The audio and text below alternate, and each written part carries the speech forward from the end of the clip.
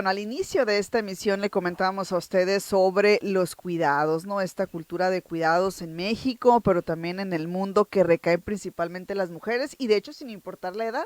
Yo les ponía el ejemplo incluso de esas adolescentes de 15 años o niñas también que a esa edad también y por circunstancias diversas se ven pues en esta situación en la que cuidan de sus hermanitos o hermanitas más pequeños, ¿no? Es decir, los cuidados están presentes, las mujeres somos quienes principalmente los llevamos a cabo y es una agenda además que ha quedado pendiente, por eso es que este tema lo abordaremos esta mañana con Leila Acedo, analista jurídico en la sección columna Violeta. Leila, muy buenos días, un gusto saludarte, ¿cómo estás? Hola, ¿qué tal, Miriam? Muy buenos días. Muchas gracias por esta presentación. No, gracias a ti, un gusto saludarte. Y el Sistema Nacional de Cuidados, que pues es una agenda pendiente. Cuéntanos por qué, Leila. Sí, es una agenda pendiente y es uno de los principales y más fuertes retos que van a venir en los próximos años y pues también para la próxima o el próximo presidente, ¿no? Que como vimos ahí muy sutilmente también se tocaba, aunque no se entró de fondo en cómo se va a implementar el sistema de cuidados. O sea, se habla ya, es inminente y no podemos negar que hace falta hablar propiamente de un sistema nacional de cuidados en nuestro país, pero ¿qué implica realmente esto? ¿A qué se refiere con un sistema? Y qué implica también reconocer el cuidado como una actividad, ¿no? Precisamente el objetivo fundamental es reconocer el trabajo invisibilizado que, como tú bien decías, realizamos en su mayoría o en mayormente las mujeres, ¿no? Y que tiene, obviamente, su implementación va a tener un impacto significativo en los derechos de las mujeres. Según cifras del INEGI en el 2021, el trabajo de cuidados en México equivalía el 27% del Producto Interno Bruto, fíjate nada más, ¿no? Es decir, esta actividad que no se reconoce como un trabajo como tal, tiene un valor realmente económico que aporta significativamente en la vida de todos los mexicanos y del sostenimiento del país, no solamente del sostenimiento día a día de una casa o de una dinámica familiar, sino también de la labor productiva, ¿no?, de México. Las mujeres dedican aproximadamente 2.3 veces más horas semanales en promedio que los hombres, ¿no? Eso es un dato sumamente revelador y a este no le sumamos el tiempo mental que le invertimos a la cuestión de los cuidados, ¿no? La ausencia precisamente del reconocimiento del tiempo invertido en los cuidados dificulta enormemente la movilidad social de las mujeres, ¿no? Y no es casual entonces que las mujeres, aunque podamos tener mayores grados académicos, tenemos menos, por ejemplo, acceso a puestos de decisión, ¿no? Uh-huh. O que tengamos menos remuneración económica, ¿no? Porque tomas otras decisiones a lo largo de tu vida porque va interviniendo la labor reproductiva por un lado, pero también después la labor de cuidados de las personas mayores, tus padres, madres, hermanos, y también suegros o suegras, ¿no? A eso hay que decirlo, ¿no? Uh-huh. Entonces, por eso es súper importante dotar y reconocer el cuidado como un derecho, ¿no? Porque implica en mayor medida hablar de las personas que cuidan, pero también de las personas a las que cuidamos, ¿no? La gran mayoría de las personas en México vamos a requerir cuidados, ¿no? Sobre todo por el alto número de enfermedades degenerativas que tenemos y particularmente en Sonora, ¿no? Con la diabetes que tiene implicaciones en la movilidad desafortunadamente de nuestras vidas, ¿no?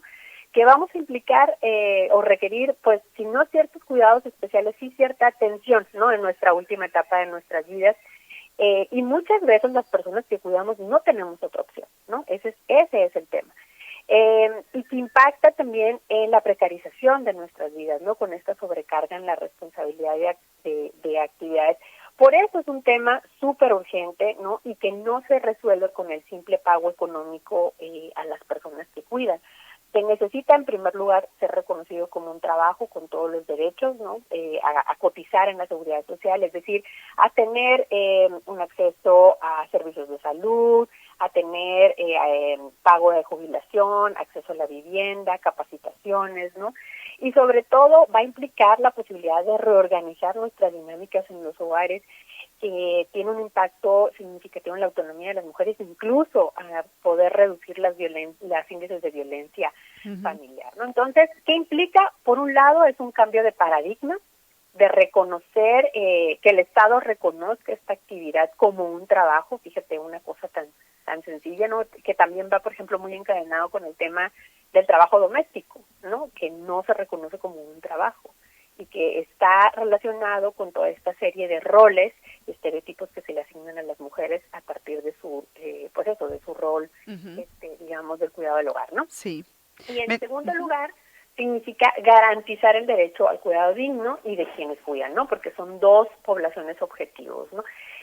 Se materializa así en una transformación, una reforma legislativa en la Constitución, en la Ley General de Desarrollo Social, para reconocer primero el derecho al cuidado. Hay algunas entidades federativas que ya lo han hecho. La precursora fue la Ciudad de México, cuando fue la reforma a la Constitución de la Ciudad de México hace aproximadamente más de 10 años, ¿no? Pero en términos de políticas públicas o tomas de decisiones, esto va a implicar mayor gasto social, mayor, pues una redimensión, digamos, del gasto fiscal, porque va a requerir mayor infraestructura para poner mayor número de guarderías infantiles, para instancias para adultos mayores, políticas laborales para afinar, digamos, las acciones de corresponsabilidad, horarios, también políticas educativas para los horarios extendidos de las escuelas.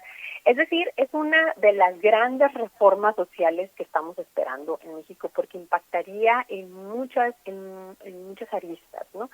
Como tú bien dices, desafortunadamente este tema pues está congelado ahorita en la Cámara Alta, en el Senado, y sin duda su debate pues es un debate que amerita, ¿no?, darle un seguimiento en específico, y que a contrario de lo que muchos piensan, no es un tema que deba de quedarse en el espacio federal de tomas de decisiones, digamos, centralizado allá, ¿no?, sino más bien hay que empezar a hablar del sistema de cuidados también desde el espacio de lo local, ¿no? Y yo creo que ahorita el tema de las campañas o la época de las campañas es muy importante para poder colocar y demandar este tema en todos los niveles, ¿no? Mayor infraestructura de esparcimiento, prácticas que permitan compaginar la vida productiva y reproductiva, porque esto no significa nada más un cambio legislativo, sino también va a implicar un cambio de mentalidad, ¿no?, de enfoque de ciudad incluso, ¿no?, y que va a tener impactos también en el enfoque de lo que se entiende por familia, por ejemplo. Entonces es un momento propicio para las candidatas, los candidatos, para poner sobre la mesa este tema, visibilizarlo aún más. Leila, qué interesante todo lo que nos compartes. Ahorita no te quise interrumpir, pero me llamaba la atención Perdón. lo que platicabas y decías tiempo mental de cuidado. ¿Qué es esto del tiempo mental? ¿A qué Bueno, se hace referencia? sí, es un tema muy discutido, ¿no? Porque dicen, no, pues yo distribuyo en mi calendario las horas de trabajo doméstico, pero en realidad la administración del hogar no solamente implica ejecutar acciones, sino también la planeación, ¿no? Y es todo digamos, recurso mental que se utiliza, ¿no?, de estar al pendiente de las de que se ejecuten las labores. No es como un project manager de una empresa que en realidad tiene que estar supervisando que se realicen las acciones. Sí puede haber una distribución, pero en realidad no hay una distribución, digamos, en cuanto al cumplimiento de estas acciones. Y eso también implica un uso del tiempo de las personas, ¿no? Y entonces a eso es lo que se le denomina la carga mental que llevan las mujeres, ¿no?, en la administración del hogar. Y no solamente significa una redistribución económica del pago igualitario de los pagos, por ejemplo, de servicio, sino también realmente de quién lleva el seguimiento de esos pagos, quién está al pendiente y que no se pase, por ejemplo, el día del pago, que no nos vayan a realizar el corte, ¿no? Planeando cuáles son las actividades o, por ejemplo, la comida que vamos a realizar a lo largo de la semana. Todo este tipo de acciones, ¿no?, que muchas veces no se pueden medir porque no son acciones reales o específicas como lavar, planchar, barrer, pero que generalmente tú estás, ¿no?, vas en el carro y vas pensando en lo que sigue, ¿no? Pocas veces las mujeres podemos darnos el lujo de decir, voy a descansar mentalmente de la carga de la casa. Qué interesante está esto, ¿eh? Qué interesante está esto. Yo creo que muchas personas, sobre todo mujeres que te están escuchando, se han identificado seguramente plenamente con todo esto. Muy bien, Leila, pues algo más que quisieras agregar sobre este tema. Pues no, este tema da para mucho, la verdad es un tema Sí. muy muy interesante porque aquí radica, digamos, realmente una de las desigualdades fundamentales de las mujeres, ¿no?, que son en las actividades de cuidado que históricamente se nos ha asignado. Muy bien, le vamos a dar este seguimiento. Ojalá que lo veamos más en la agenda de las candidatas y candidatos y que no se queden solamente estos temas o esta agenda en momentos de campaña, ¿no? Sino que se concreten más adelante. Leila, muchísimas gracias. Un saludo. Un saludo, hasta luego, buen día.